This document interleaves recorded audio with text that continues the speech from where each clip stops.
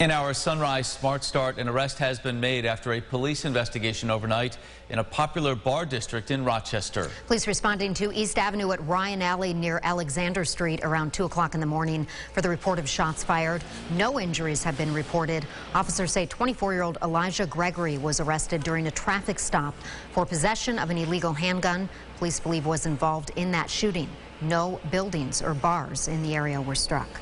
A 43-year-old man who was shot in Rochester early yesterday morning has now died from his injuries. Police responded to Thomas Street just after midnight to find 43-year-old Jose Sereno inside a home suffering a gunshot wound to the upper body. He was taken to the hospital but later died. No suspects are in custody. Anyone with information about this fatal shooting should call 911. This shooting happening just hours after an officer-involved shooting. It happened inside a Family Dollar on West Main Street in Rochester. Officers say they arrived in the middle of an armed robbery there. The names of the victim and officers involved have not been released. Police believe the man who died was also a suspect in 3 murders from the past 2 years. Holding here, we got shots fired, 715 West Main. Bell's down. So how's it going? Let's start blocking off Main here. It's probably one of the worst feelings in the world, is that you're going to something, you know that they're involved in something major, your colleagues, and you don't know exactly what's going on. It's a very scary feeling. I would put it in a terrifying category. Police say body camera footage will be released as soon as the victim is identified and family notified. Well, the Rochester Police Department announcing 26 people facing multiple gun and drug possession charges following a large-scale investigation. 28 search warrants were served throughout the operation. Police confiscating 34 guns, 6 kilos of cocaine and fentanyl, and about $150,000 in cash. According to investigators, of the 26 people arrested, 5 remain in custody. 21 have been released on bail. Are we going to say that people are not going to see this and not worry that they're next? No. Maybe they will be thinking that they're next. We want to really send a clear message. We take gun violence very seriously. We take narcotics trafficking very seriously. And sometimes it takes us a while to build a case. But we listen, we watch, we investigate, and when we can put the pieces together, you see what we can do. And the police department plans to release more information in the future, including the identities of those who have been charged. Now for the latest on COVID-19, Pfizer has asked the FDA for an emergency use authorization for its COVID-19 vaccine to use in children ages 5 to 11. CBS News has learned a CDC advisory panel will consider whether to recommend the vaccine for that age group the week of November 1st. The vaccine would be a mini dose. Pfizer says its study found no serious side effects in children. In our Family First segment this morning, we are talking about the difference between fall allergies and COVID-19. According to doctors, the symptoms can be easily confused. Stuffy nose, postnasal drip, sneezing, and wheezing. Dr. Sandra Hong says fever and loss of taste and smell are also possible with severe allergies, but more common with COVID. Fatigue is also a COVID-related symptom, but allergy sufferers can feel fatigued too. Allergy medication can cause drowsiness. COVID fatigue, however, a lot of times people have fevers. A lot of times people actually are really achy with COVID, and they feel fatigued so much so that they just don't want to get out of bed. We don't see that nearly as much with allergies unless they're extremely severe allergy symptoms. She says if you notice the same symptoms every year around this time, it's likely fall allergies, but of course check with your doctor if you're not sure. Rochester Fashion Week is on the way and will be indoors for the first time since the beginning of the pandemic. This year's theme is Light the Way. Carmela Boykin live this morning in Henrietta with how the event is helping the city's youth as well. Carmela, good morning.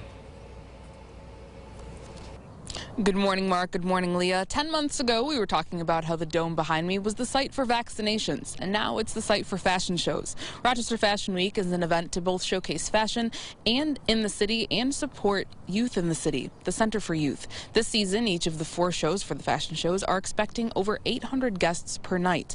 Money raised from the show goes to help the homeless youth population, many of which have had a challenging time since the start of the pandemic. Center for Youth Executive Director Elaine Spall says Fashion Week is an essential event for the center. We're so grateful to this community because without Fashion Week, many of the programs, mostly our homeless shelters and our crisis nursery programs and some of our other youth development programs here at Bridge to Peace would be impossible. And the first night's category is Light Up the World, which will showcase international styles and performances. Co-founder Megan Mundy says she's looking forward to seeing the creativity of the designers on the runway. In Henrietta, Carmela Boykin, News 8. Mark and Leah. All right, Carmela, thank you. Fashion Week, October 13th through the 16th. Tickets are available online at fashionweekofrochester.org. And the forecast looking pretty good for the weekend for any events and activities, right, James? Still looking not bad at all. We've got temperatures very on the comfortable side. My jacket is collecting dust. Don't even need it for today. As our walk forecast is starting off in the 60s, low 60s, partly cloudy. There is still patchy fog to begin this morning. That's been the trend lately, hasn't it? I feel like every morning we've been talking about fog. This morning, no different. Afternoon highs should crack just into the low to mid 70s for today. We'll see a little bit of sun this afternoon. Maybe not as much as yesterday, but still something to enjoy. Upper 70s in the extended forecast. That at the end of the show. Mark? All right, James, thank you. Time to check the roads again with our sunrise traffic. A live look over 390 at this hour at Brooks Avenue by the airport. No issues there, but not too far away. We've got an accident at 390 North at Ladder Road in Greece, so could be a backup there. Another one, Monroe Avenue at French Road in Pittsford, 490 and 590 up to speed at this hour. Leah? Last night, Senate Republicans allowed Democrats to vote on a plan to lift the debt ceiling through early December. Just a tiny fraction of Republicans voted to end the debate on the plan, but zero backed the bill itself. We are joined by Washington correspondent Raquel Martin this morning, again live in D.C. Raquel, good morning. So what are the next steps for this bill? Good morning. Well, we know that last night the Senate was able to push this short-term deal forward that keeps the bills paid through December. And we know that House lawmakers will be brought back from recess early next week on Tuesday to also vote the plan through. It's all but certain to pass. We know that Democrats in the House had already passed a bill to raise the debt ceiling for much longer. So it's kind of already set in stone. And then obviously it'll go to the president's desk for a signature. We know the deadline ultimately to get all of this done was October 18th. Yeah, we talk about those who oppose it. What are the critics of this agreement saying about it? Well, there were no Republicans that ultimately supported this short-term deal. Many of them opposed even opening the vote to even allow this bill to go through. Many of them say they just disagree fundamentally with what Democrats are trying to do. They accuse them of trying to raise the debt ceiling to spend on their liberal agenda list, but Democrats have pushed back against that, pointing to the fact that this push has always been bipartisan and is directed towards past spending. But of course, Republicans still not sold on that notion and are insisting they will not support this effort even in the near future. All right, Raquel, thank you. A Quinnipiac poll out earlier this week shows a majority of Americans support the Democratic push for more federal spending on child care, education, family tax breaks, and expanding Medicare for seniors. In other news, President Biden traveling to Illinois yesterday as part of his vaccine push. The president says a vaccine mandate is coming shortly for businesses with more than 100 workers.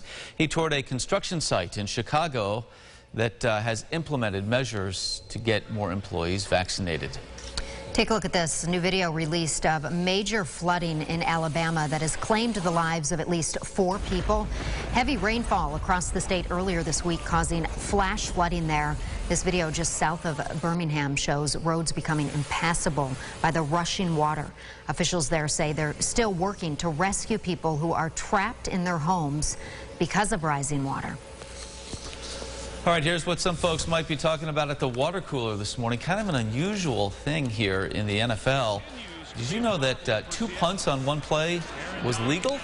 Seahawks punter Michael Dixon's kick was blocked in the 3rd quarter last night against the Rams by Aquinas grad Jameer Jones. Dixon then picked up the ball and punted it again for 68 yards. Seahawks ended up losing to the Rams 26-17, but that might be a first. I can honestly say I don't recall seeing that. Amazing. And I heard the refs threw the flag just because they didn't know what was happening, but they picked the flag up and said, actually, that's legal. Right. Are bad. Carry on. What's happening? There must be a penalty here. Right. Well, let's hope for no laundry on the field this evening for the games tonight. Good luck for those that are playing some Friday night football, some high school football this evening. Should be a nice night for some games, temperatures in the low 70s. The weekend, Saturday, sure, a passing shower or two, but most of the weekend should be dry. As we get into next week, it's going to be warm. So warm that I'm actually taking off all next week, leaving this in the hands of Christine Gregory. I'll be back the following week. Okay. Well, thank you so much, and thank you for watching News 8 at Sunrise. Our next update in 30 minutes. CBS Mornings is up next. Have a great day.